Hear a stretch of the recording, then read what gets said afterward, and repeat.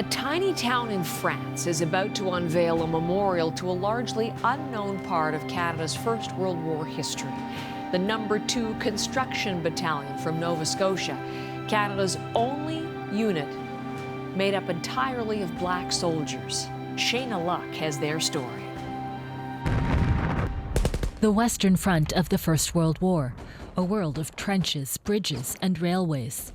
The raw wood for all those things was harvested by men like Canada's No. 2 Construction Battalion. They were headquartered in the town of Supt, France. Today, a town of 115 people, but then a Canadian camp of thousands. But the 600 black men there doing the same work were not treated equally. But they weren't treated as men. They were people.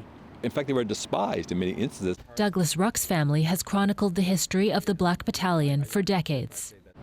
So in many cases, they died separate and apart from those men. So when this town recognizes these individuals on the same plaque, that's an honor they weren't necessarily getting when they were living. Most of the members of the construction battalion made it home. Some of them are buried here in the Camp Hill Cemetery in Halifax. But 10 of them are buried in the Supt area, and their names will be on the memorial alongside their white colleagues.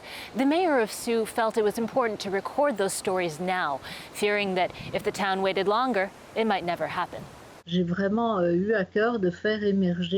the third or fourth generation since the war, she explains. There's hardly any trace left of the Canadian camp. The racism the battalion faced and overcame was once a forgotten part of Canadian military history. For Douglas Ruck, that's why this memorial has helped preserve memories, not just for a tiny French town, but for Canada. The Black Battalion needs to be raised as something that's important to this country. The memorial will be unveiled in September. Shayna Luck, CBC News, Halifax.